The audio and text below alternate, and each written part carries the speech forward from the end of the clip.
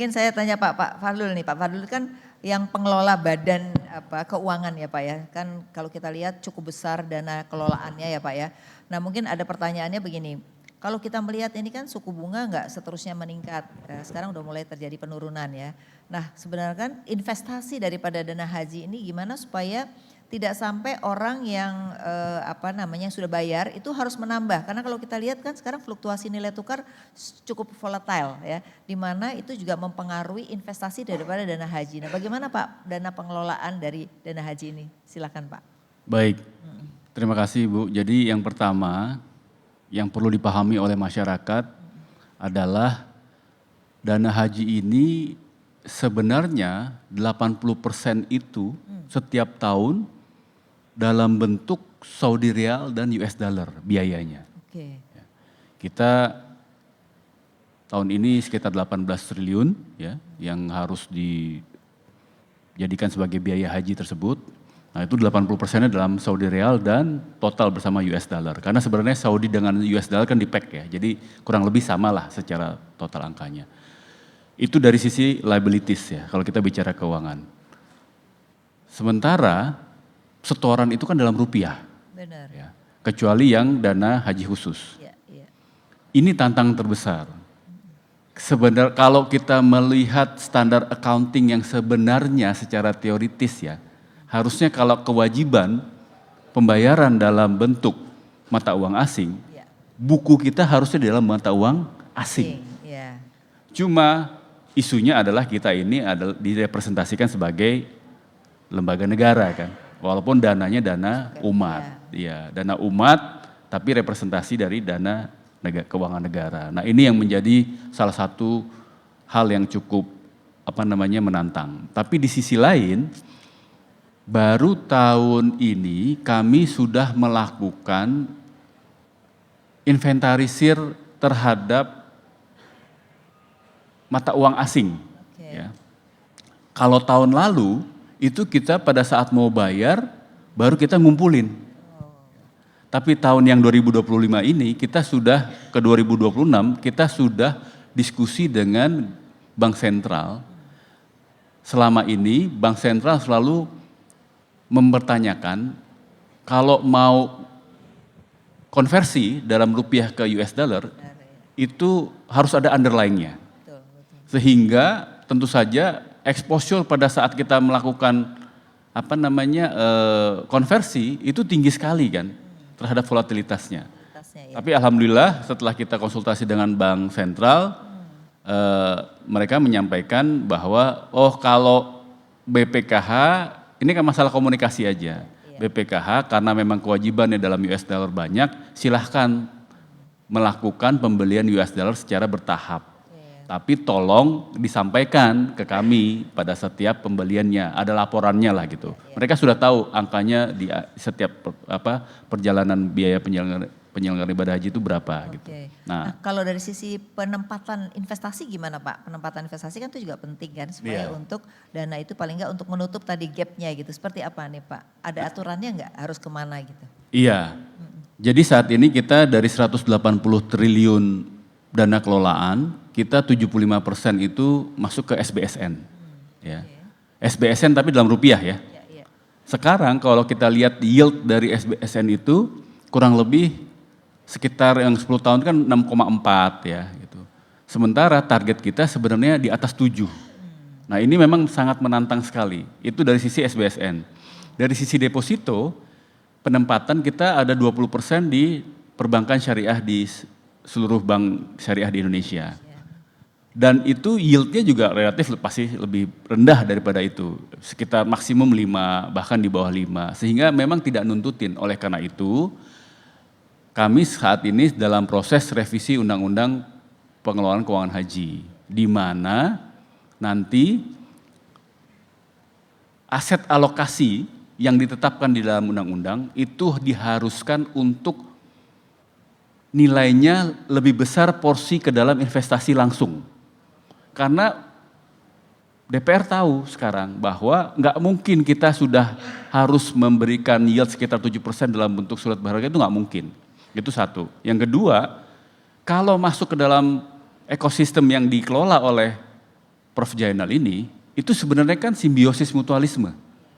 Marketnya tuh captive nih Pak Prof Zainal. Di kami ada uangnya.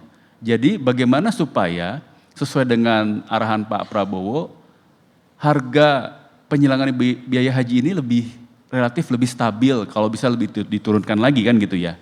Itu caranya gimana? Caranya adalah kita masuk ke dalam ekosistem yang dibuat oleh Prof Zainal. Kita support di satu sisi ini lebih aman ya, dan mungkin memang di dalam pengelolaan keuangan haji di undang-undang yang baru ini juga kita difokuskan untuk ke ekosistem haji. Jadi kalau teman-teman nanya, boleh nggak invest di batu bara, kelapa sawit, itu mandatnya sekarang sudah sangat spesifik untuk masuk ke dalam ekosistem haji yang akan mensupport Kementerian Haji dan Umroh. Gitu. Jadi lebih luas ya untuk investasinya ya, artinya ke depan. Ya. Tidak hanya terbatas pada tadi instrumen-instrumen keuangan saja gitu ya. Betul. Oke, nah itu baru mau direvisi ya undang-undangnya Pak ya? Kemarin sudah harmonisasi, sudah paripurna, nanti kembali lagi ke Komisi 8 sebagai yang mengajukan, baru nanti ada tim dari pemerintah, dari timnya Pak Menteri dan teman-teman, baru kita sahkan. Insya Allah 2026 ini targetnya selesai. Nah kalau ngelihat dengan nilai tukar kita yang sudah mendekati 17.000, padahal kan orang masa tunggunya kan 20 tahun nih Pak, ya kan? Nah dia udah bayar terus gitu ya, kan mereka juga nggak akan dapat bunga, tapi apakah itu tidak membuat akhirnya sebenarnya mereka menghadapi kekurangan biaya sebenarnya gitu. Nah ini gimana mengatasinya nih? Kalau akhirnya sebenarnya hitung-hitungannya nih, wah ini nggak mencukupi nih dengan masa tunggu yang cukup lama, gimana Pak? Makanya kan kembali lagi kita sudah bersepakat ya di DPR bahwa kalau kita masuk ke ekosistem haji itu kan dalam Saudi Real. Iya. Langsung istilahnya bahasa kerennya natural hedge kan. Betul. Jadi hasil investasinya sudah natural hedge. Itu memang diminta untuk kedepannya lebih besar daripada surat berharga, deposito dan emas. Oh, oke. Ya. Tapi kami minta, kami full support ke Kementerian Haji untuk ekosistemnya. Tapi tolong kami juga disanguin cadangan modal. Ya. Karena selama ini BPKH ini nggak punya modal Bu. Oh gitu. Nggak punya. Jadi kalau di balance sheet itu nggak ada equity-nya. Oke, jadi cuma dana umat aja gitu. Iya, benar-benar totalnya itu dana pihak ketiga bahasanya. Liability dana abadinya nggak ada sama sekali. Nggak ada. Nah oleh karena itu makanya kita minta supaya ada cadangan modal di mana nanti seperti basis di mana lembaga keuangan lainnya seperti perbankan dan perbankan pakai KAR kan, kemudian yang lain kan misalnya kayak RBC segala macam, kita ada itunya. Di mana kita akan memperluas atau meningkatkan ekosistem investasi di ekosistem haji sesuai dengan cadangan modal yang kita kumpulkan. Oke. Nah kalau yang tadi Pak Jailani mengatakan ekosistem, nah ekosistem ini kan artinya ada investasi juga ya. Nah ini kan investasi ada Danantara, berarti sebagian Danantara yang menikmati ya.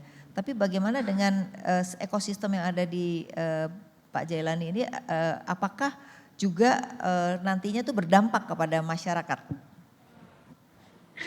Ya, harapannya demikian. Jadi ini yang kita desain, kita setting. Tadi sebagaimana di awal saya sampaikan, 18 triliun sekian ini kira-kira sebagian sudah mulai bisa balik ke masyarakat kita yang menikmati. Tadi ya dengan kita mewajibkan bumbu dari Indonesia, bumbu untuk jamaah kita ya. Seluruh dapur di Saudi kurang lebih 75 dapur ini wajib pakai bumbu Indonesia. Wajib pakai beras Indonesia. Tahun ini mulai ya kita wajibkan. MOU-nya sudah. MOU-nya sudah kita sepakati itu ya. Dan kita mewajibkan kalau enggak, Anda kami evaluasi tahun depan enggak kita pakai. Ini cukup kekuatan gitu ya dan sudah mulai harus berani. Ini yang sudah dilakukan beberapa gitu ya Pak. Ya, dan harapannya tahun depan kita sudah mulai bisa protein ya, ikan dan yang lainnya. Selain tadi itu kita segera membuat platform untuk oleh-oleh haji ya.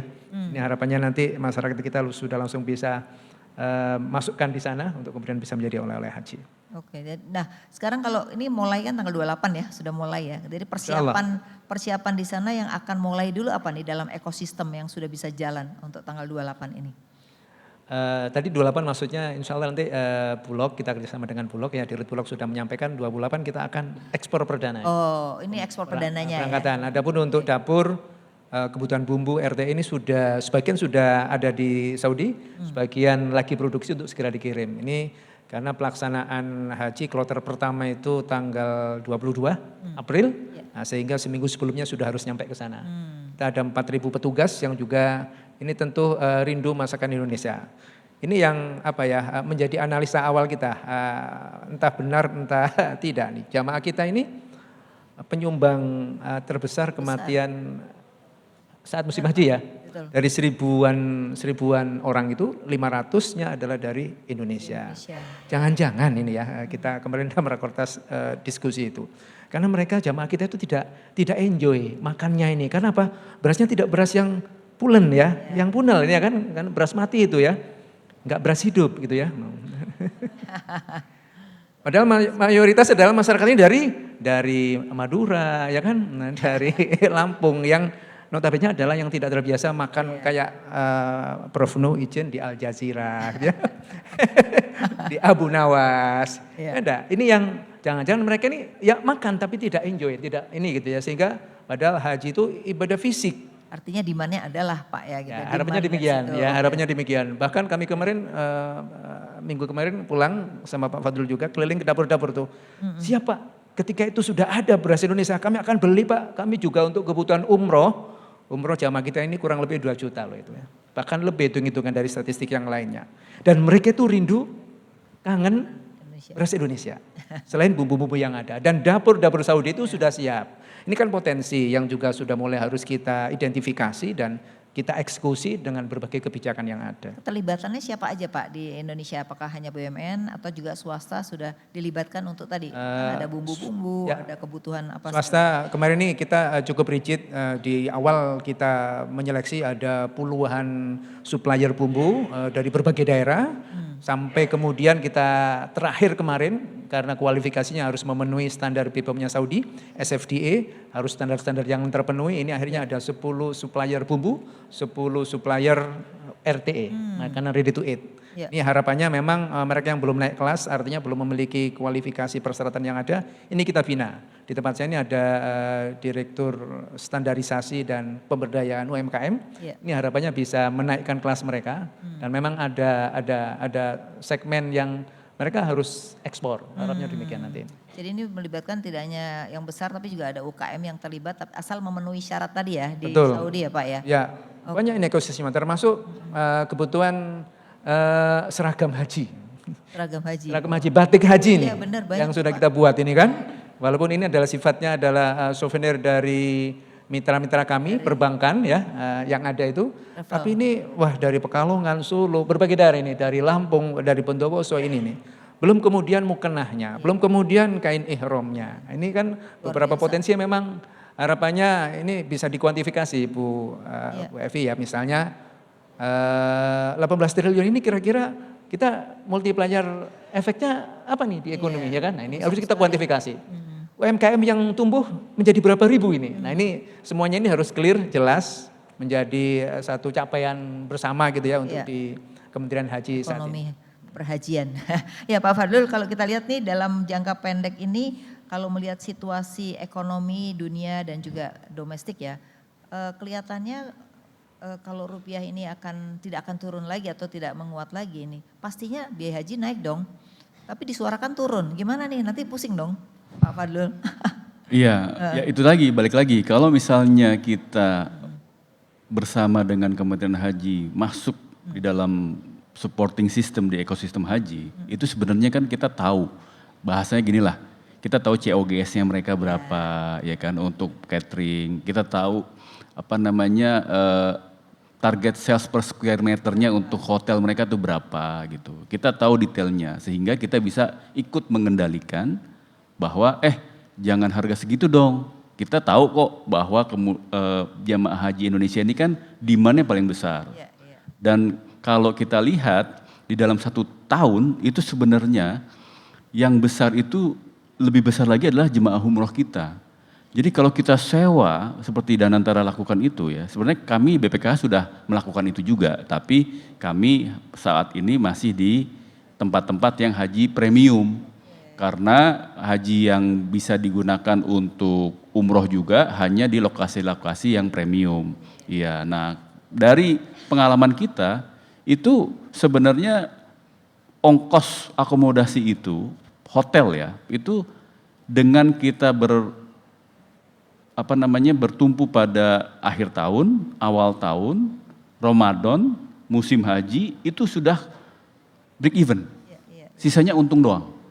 Sebenarnya. Tapi itu untuk yang di ring 1 ya, ring 1. Nah, kalau begitu kan artinya sebenarnya kita juga bisa bilang bahwa kita bisa kok harga yang diminta oleh Kementerian Haji nggak jauh dari lokasi Masjidil Haram karena kita sudah menyewa di sekitar yang itu. Nah, disitulah sebenarnya yang disebut sebagai sinergi dan kolaborasi kami ini yang paling penting untuk kedepannya bisa dijaga. Menarik, mudah-mudahan sih nggak naik ya Pak, karena masih banyak yang mau naik haji.